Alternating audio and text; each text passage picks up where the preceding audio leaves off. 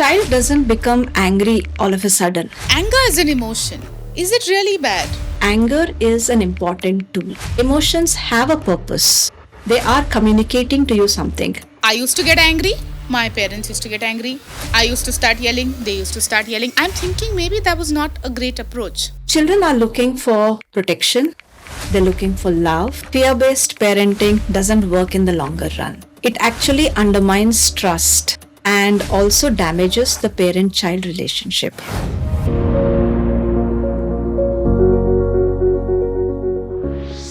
Children getting angry is a common topic of discussion amongst parents. From the eye rolling to the sulking to the door slamming, we make several jokes about it.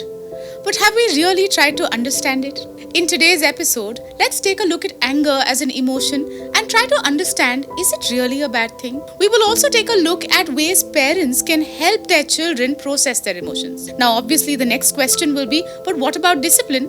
Well, let's take a look at that too. Hello and welcome to Guidecast, an initiative by Narayana Educational Institutions. With a legacy of 45 years, Narayana Educational Institutions is truly dedicated to the overall development of their students and in realizing their dreams, because at Narayana, your dreams are our dreams. I am your hostess, Shezi. Joining me is Vijay Lakshmi ma'am with 25 years of experience in psychology. Her expertise in behavioral sciences has led to the creation of several impactful mental health programs. As Chief Welfare Officer at Narayana, Vijay Lakshmi ma'am is constantly empowering parents to build stronger relationships with their children. Welcome, Vijay Lakshmi ma'am. Thank you, Shezi. It's a pleasure to be here.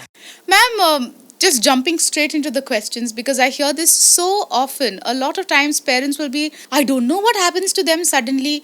My sweet obedient child, in less than a minute, they're an angry young one. I want to understand, why is that happening, ma'am?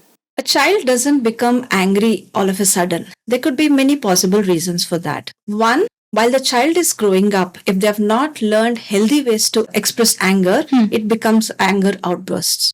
So usually children do have a lot of pent-up emotions. So when they are not feeling heard, or when they're not understood, when they feel ignored, or when they're being yelled at. So anger just doesn't pop out of nowhere. Anger, it comes as a result when the child feels there's a loss of control, or if they need to assert their independence. So ma'am, I really want to understand now. Anger is an emotion. Is it really bad? Anger is an important emotion. And before I respond, whether it's good or bad, let us understand why we have emotions. Right? So emotions have a purpose. They are communicating to you something. So it's like energy in motion.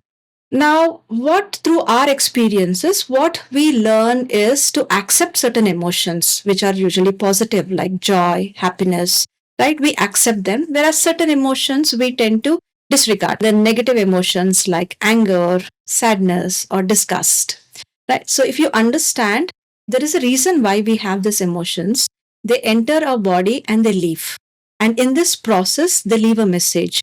So what they're actually doing is they're acting as communication tools, which are often temporary. So yeah, anger is an important emotion. Ma'am, now that you spoke about this, I'm remembering my childhood. And I used to get angry. My parents used to get angry. I used to start yelling, they used to start yelling. It used to become a yelling party and the loudest person normally won. Now in hindsight, I'm thinking maybe that was not a great approach. Yelling is not the right expression for both the parties, Shezi. What parents need to understand is children during growing years, their rationalization, their logical thinking, their decision making is not yet completely formed. But parents don't heed to this metamorphosis. So a question that they can ask for themselves is, what do children need? So children are looking for protection. They're looking for love. They're looking to be cared. They're looking to be heard. So if any of these needs are violated, they resort to anger. So if you understand, anger is an important tool. So what parents can actually be doing is help the child manage this tool to protect themselves. So if I give you an example, if a child is coming to a parent and then saying, I want this help from you. So the parent, rather than responding, I don't have time for this, instead what they can be doing is, can I sit with you after I finish my work, maybe around 6 o'clock? Then what happens is a clear communication is being passed to the child. And the parent needs to remember to keep the promise. So, how do you think parents can help their children regulate anger, ma'am, while simultaneously not compromising on the discipline? So every household has its own set of routines which are value based and rule based. Disciplining brings in structure, right? The child is aware of the do's and don'ts. But what we usually do is when we are laying out rules, we don't discuss the consequences and we impose restrictions. For example, if the child is said, you can play till 6 o'clock.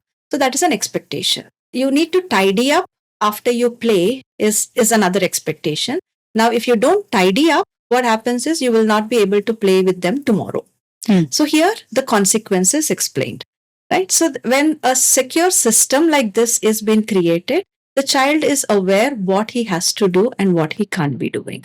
Ma'am, so we understood about discipline, but how does this regulate anger? Coming to regulating of anger, the parent can tell healthy ways of managing anger, like why don't we talk about it?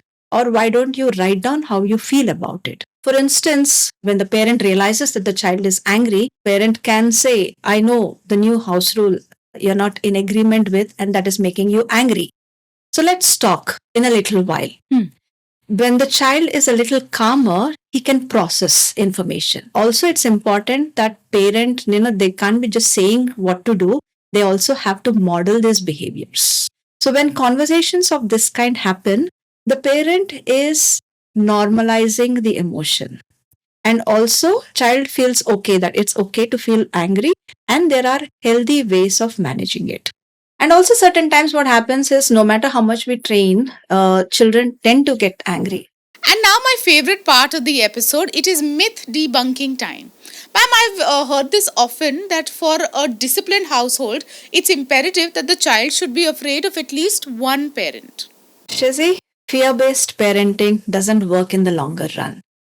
It actually undermines trust and also damages the parent-child relationship. So instead, clear communication and a few set of rules actually helps. So it's imperative that both the parents are required in the upbringing process. They play a prominent role. Ma'am, we have a few questions that have come in from the parents. This one says, my firstborn has always been very understanding with no temper tantrums. It was quite easy to manage him, but my younger one is always back answering and throwing tantrums. Both are being raised in the same way by us. It's common for parents to observe, difference of behaviors or the way they react to between both the siblings. Each child does have a different need in terms of their developmental stages. So it's quite natural for them to be different. Now, for the older ones, they get all the undivided attention. But when the younger one is born, we'll have to share that attention. Ma'am, here's another question for you. I have always heard that teenage boys are a handful, but I have a 13-year-old daughter who is very difficult to control. What can I do? Shizzy, girls and boys do respond differently.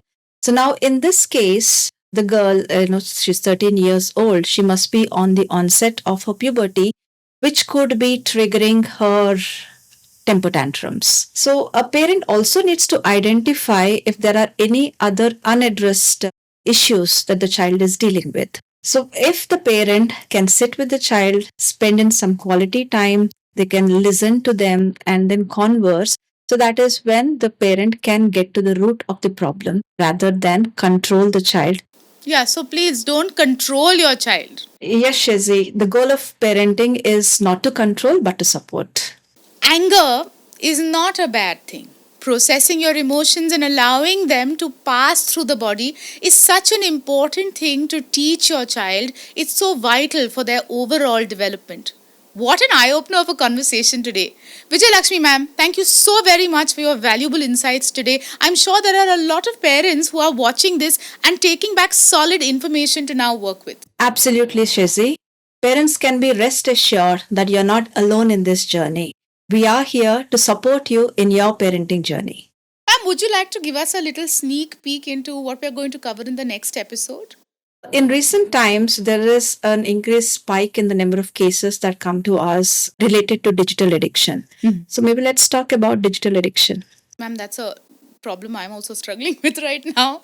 If you have any questions to ask Vijay Lakshmi ma'am about this, do share them with us on the email address appearing on the screen. In fact, if you want to share your questions and your thoughts, why don't you write them in the comments below? Thank you very much, Vijay Lakshmi ma'am, for this wonderfully insightful episode and for this wonderful initiative by Narayana. Pleasure was mine, Shizzy. Thank you.